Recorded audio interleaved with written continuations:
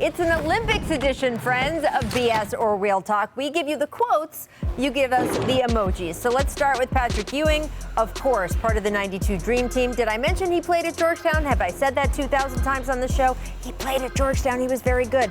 He was asked about Team USA losing to France in the opening game of these Olympics. Here is what the Hall of Famer told the New York Post, quote, "It is harder to play now because of the Dream Team. All the current players grew up looking up to us and watching us dominate the rest of the world, but the rest of the world caught up." So, Chris, you have played in the Olympics yourself. Is that BS or Real Talk that the rest of the world has caught up to the Americans? I made my own sign. Okay. I'm going to just go ahead and put that yes. up. All right. We've got signs here in the studio. There you go. Look, yeah, the rest of the world has caught up, and yeah, Patrick Ewing, it's your fault. Everybody watched the Dream Team. Yep. Everybody wanted to be the Dream Team, myself included. And just to have a chance to compete in the Olympics, compete for your country, and have a chance to medal, it's nothing like that. And to be able to see what they were able to do for the game of basketball around the world, I mean, come on, they got enshrined as a team into the Hall of Fame. That's how impactful that team was. And, you know, they left, there was game film from that, you know, so Tony Kukoc, Dirk Nowitzki, Luka Doncic, like we're about to talk in a minute, they were able to see, you know, they had their own players in their own countries that were very good, but then they were able to see that, hey, I can make the NBA and I can play in it. And now we've reached a competitive landscape to where it's about the team sport. These teams have been playing together since they were teenagers, and they would love nothing more than to win a gold medal for their country. And that's what we're up against with Team USA. Yeah. Guys, I still say it's BS. Really? I still say it's BS. And here's why. Because all these different players have watched all of the USA guys, like Chris mentioned, for years and years. There's not a fear of them anymore. Right. But Team USA has the most talented players in the world. Right. They just don't know how to play together. It takes them a lot of time to figure it out, especially these days. I still think they'll get it together.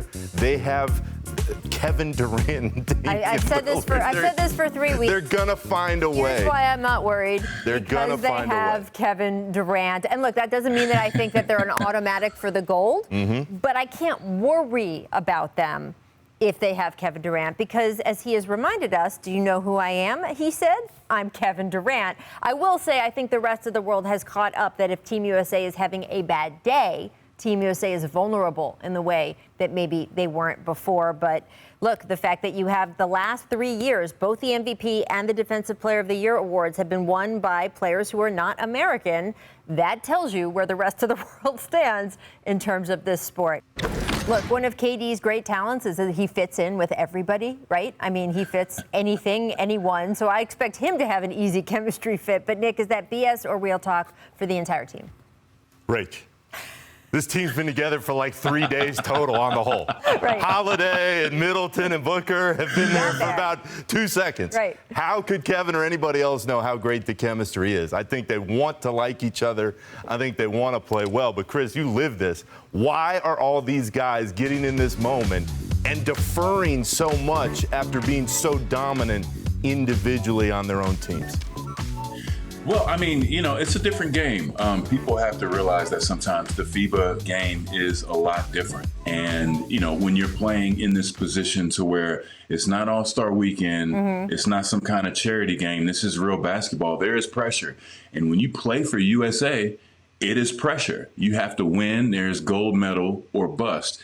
And being thrown in that position, having no continuity, they haven't had a chance to have team chemistry.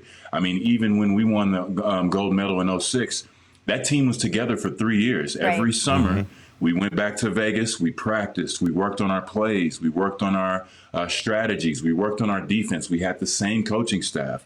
These guys are in a different position to where we were kind of like, you know, they were in the instances in the 2000s and late 90s to where we're sending in our best players. We can talk about the talent, but as far as team continuity, trust, and most importantly, being able to go to certain situations when things get tense, those are the challenges that they're going to have to face. And even for us, as much as we played together, that gold medal team game against Spain, which was a great team, we had to beat those guys, you know, so it's not going to be easy.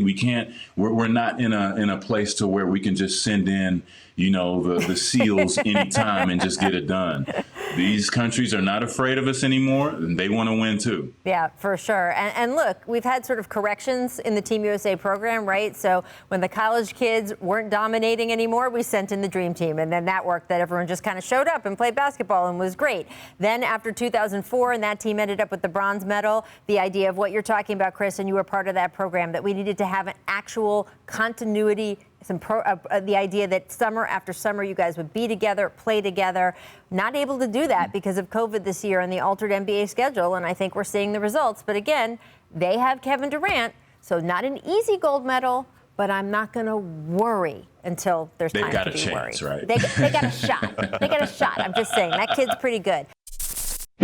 Thanks for watching ESPN on YouTube. For live streaming sports and premium content, subscribe to ESPN+.